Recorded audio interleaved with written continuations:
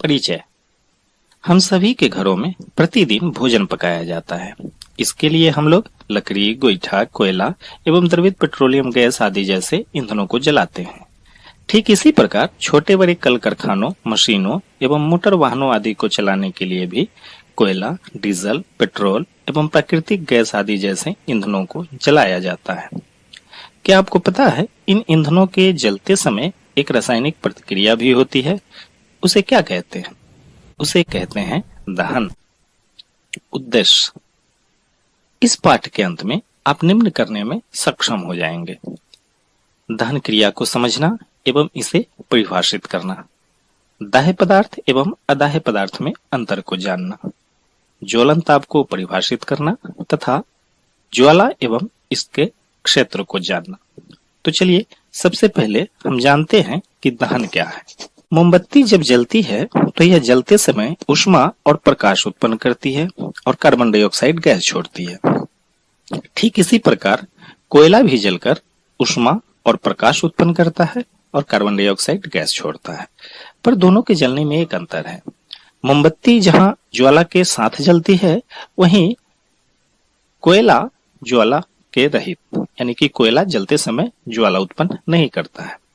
इसके पीछे मूल कारण यह है कि मोमबत्ती चूंकि वाष्पित होकर जलती है, अर्थात यहाँ पे मोम वाष्पित होता है उसके बाद जलता है, जबकि कोयला बिना वाष्पित हुए जो पदार्थ वाष्पित होने के बाद जलते हैं वे ज्वाला उत्पन्न करते हैं। पर इन दोनों के जलने में एक समानता भी है, वो ये कि दोनों जलने के बाद ऊष्मा और प्रकाश उत्पन्न करते हैं। अतः हम कह सकते हैं कि दहन एक ऐसी रासायनिक प्रतिक्रिया है जिसमें ज्वलनशील पदार्थ ऑक्सीजन की उपस्थिति में जलकर ऊष्मा और प्रकाश उत्पन्न करते हैं। दहन को समझने के बाद चलिए अब हम जानते हैं दाह्य एवं अदाह्य पदार्थ के बारे में। आप सभी ने अपने घरों में चूल्हे पर भोजन पकते हुए अवश्य देखा होगा। मिट्टी वाले चूल्हे में जब भोजन पकाने के लिए लकड़ी या गोईठा को जलाया जाता है तो लकड़ी तो जल जाती है, पर वो मिट्टी का बना चूल्हा एवं उसके ऊपर रखा वो बर्तन नहीं जल पाता। ठीक इसी तरह गैस चूल्हे में भी गैस ही केवल जलती है। धातु का बना वो चूल्हा या उसके ऊपर जो बर्तन रखे होते हैं वो नहीं जल पाते हैं। इससे एक बात स्पष्ट हो जाती है कि सभी पदार्थ ज्वाला के संपर्क में आने पर भी नहीं जल पाते। जो पदार्थ ज्वाला के संपर्क में आने से जल उठते हैं उन्हें दाह्य पदार्थ कहते हैं, जैसे कागज, गोईठा, लकड़ी, मोम, कोयला, केरोसिन आदि। ठीक इसके विपरीत वैसे पदार्थ जो हवा यानी ऑक्सीजन की उपस्थिति में नहीं जल सकते वे सभी अदाह्य पदार्थ कहलाते हैं, जैसे पत्थर, लोहा, बालू, मिट्टी आदि। अब चलिए जानते हैं ज्वलन ताप के बारे में। इसको अच्छी तरह से समझने के लिए चलिए हम एक प्रयोग करते हैं। एक मोमबत्ती लीजिए और उसको जलाइए और उसके लौ पे एक कागज को ले जाइए। कागज का टुकड़ा लौ के पास ले जाने से वो जलना शुरू कर देता है।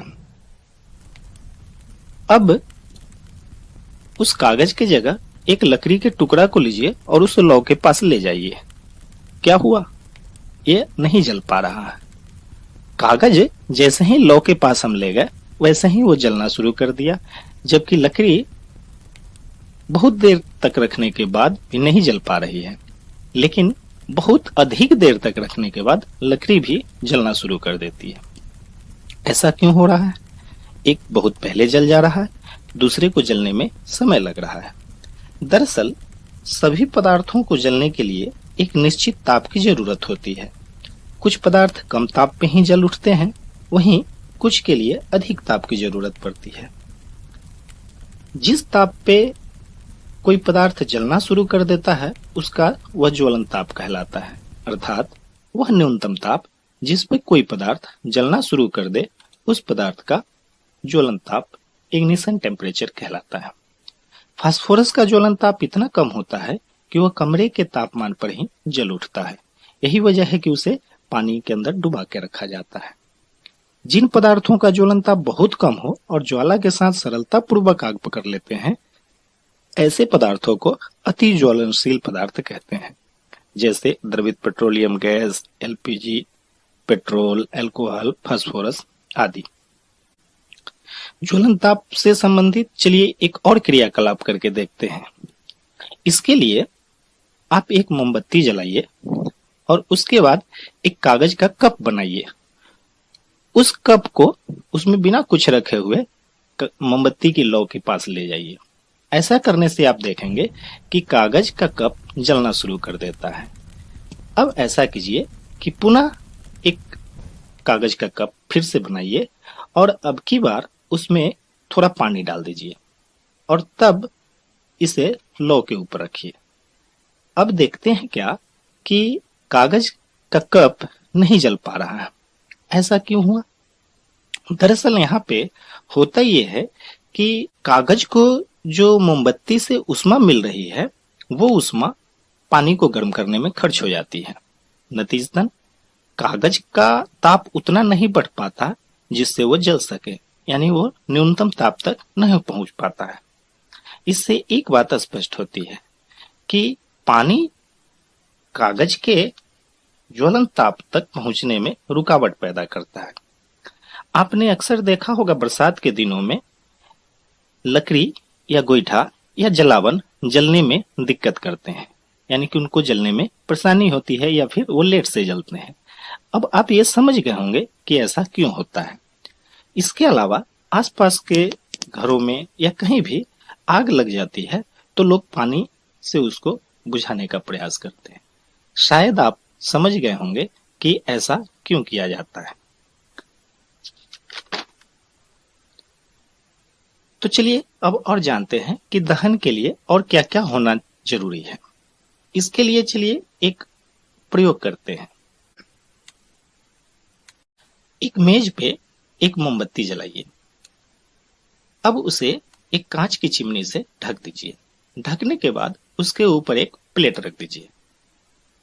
क्या हुआ? जैसे ही हमने प्लेट रखा, मोमबत्ती बुझ गई। फिर इसे इसको करते हैं। अब फिर एक मोमबत्ती को जलाइए और इसे कांच की चिमनी से ढक दीजिए। अब प्लेट नहीं रखेंगे, लेकिन थोड़ी देर बाद ये भी बुझ जाती है। अब क्या? फिर से एक बार इसको दोहराते हैं। फिर मोमबत्ती जलाइए। अब इसके दोनों तरफ 2 लकड़ी के गुटके रखिए। अब इसके ऊपर कांच की चिमनी। नहीं बुझी। ऐसा करने से हम पाते हैं कि मोमबत्ती नहीं बुझ रही है। आप बता सकते हैं कि पहले वाले 2 प्रयोगों में मोमबत्ती बुझ गई। सबसे पहले जैसे ही हमने प्लेट रखा तुरंत बुझ गई। दूसरी बार हमने प्लेट नहीं रखा, फिर भी बुझ गई। और तीसरी बार हमने केवल ये किया कि नीचे 2 लकड़ी के गुटके रख दिए। अब ये बुझ ही नहीं रही है। इससे क्या निष्कर्ष निकलता है? आप बता सकते हैं? सोचिए। इसको नीचे से हवा मिल रही है, यानी ऑक्सीजन को आने जाने का रास्ता बन गया। इससे एक निष्कर्ष निकल रहा है कि दहन के लिए वायु का होना अति आवश्यक है।